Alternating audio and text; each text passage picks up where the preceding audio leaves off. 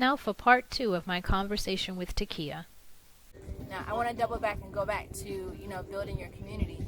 Takiyah, tell us how you've been able to build your community here in Cairo. So I had a rough transition. From the States to here. For me, I built my community with just allowing myself to be vulnerable, allowing myself to express how I feel and get feedback from others and listen to what they had to say and their experiences. For me, it was important, and it's this is a learning experience for me. So one of the things that I did when I got here, and I wish I had did it before coming, was I sought out people who lifestyles kind of mirrored mine.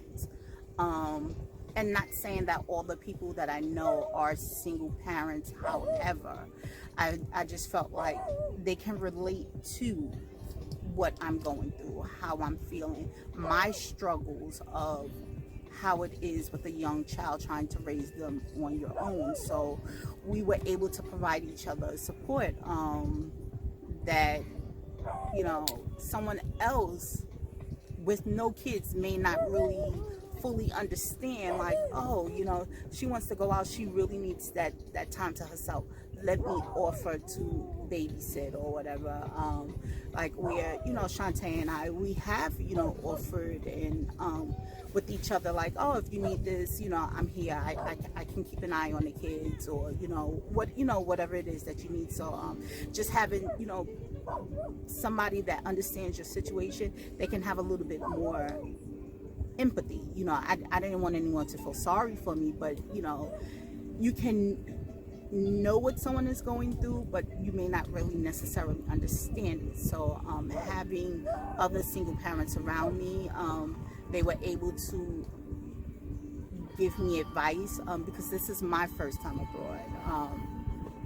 So that was one, and just really reaching out to the people in the school, my directors, principals, other teachers, just reaching out to them. And like I said, just really allowing myself to just be vulnerable. And being vulnerable doesn't necessarily mean that you're being weak. It's just mean that it actually doesn't mean that you're being weak at all. You're just putting yourself out there and letting a person know, like, hey, this is my situation. Like I remember one day, from, I don't know what happened, but from my home to the bus stop, which is like a 10-minute walk, like by the time I got to the bus stop, I was in a terrible space, and someone just said, good morning, how are you? And I broke down crying last school year. But so just having those people around me that just took a minute to hear about me and to listen, and not just kind of brush me off like, oh, it'll be all right. They took the time to actually listen, because they knew how it felt to be in another country. You don't speak the language, trying to get adjusted to the food, the culture, time difference and all that, and raising a child. So it wasn't just about me, it was also about my child as well. Now, you said, I like to give an honest viewpoint of when you transition to living internationally. It's not all the glamorous photos that you see on, Facebook and Instagram and Snapchat or whatever else. Yes, again, we're sitting on the beach of the Red Sea, and that's wonderful, but it's not always an easy transition. So can you share with us a little bit about the struggles that you had? So for me, when I got here, I found housing. The housing process, I don't feel like I got as much support that I had needed. One, and then two, I had to also accept some of the responsibility of having to do more research on what, where I should have, the places that I chose. So I found an apartment. It was within the housing allowance that the school provided. So in my head, I'm thinking like, oh, great. 2-bedroom. I really like the area. However, certain essential things that I needed, like internet, I was in school at that time, working on a second master's, so I needed the internet for school purposes. I needed the internet for work purposes because we were online half the school year, and there wasn't any internet. So when I went to go get the internet on, I found out then that the person that I thought was to be the owner wasn't the owner of the flat. So I had a really difficult time of getting internet.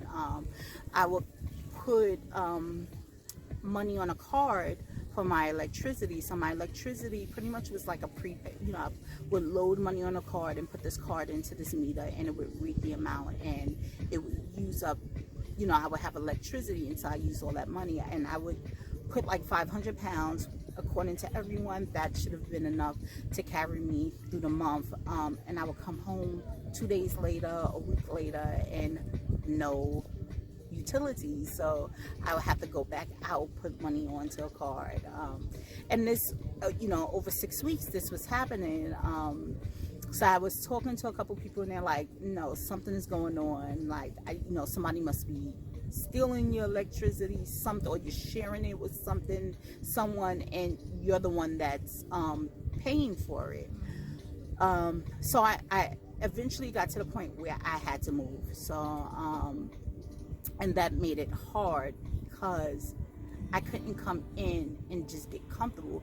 Every time I stepped foot in the door, the first thing I did was flip a light just to see if I had utilities on. And it's kind of hard to just go out every day or just go out and do something for yourself when in the back of your head you're thinking, okay, when I get home, do I have lights? Will the food in the refrigerator be bad? Or you can't go for the weekend because I may not have lights, and then all that money I put into groceries would have spoiled over a whole weekend. Then I got sick, just my stomach adjusting to the food here, and I had like a really bad case of TMI, but diarrhea, and from diarrhea, constipation, and that was for like about the first month and a half, 2 months. So that made it really, really hard for me. And those are things that people don't tell you, that this is, this is the possibility, or or people did tell me, oh, but it lasts for like about a couple of days, a week. No, and everybody's situation isn't mine, but there is that possibility of that happening, and it affects how you adjust, How you feel about where you are. Yeah. Stay tuned for part 3 of my conversation with Takiyah.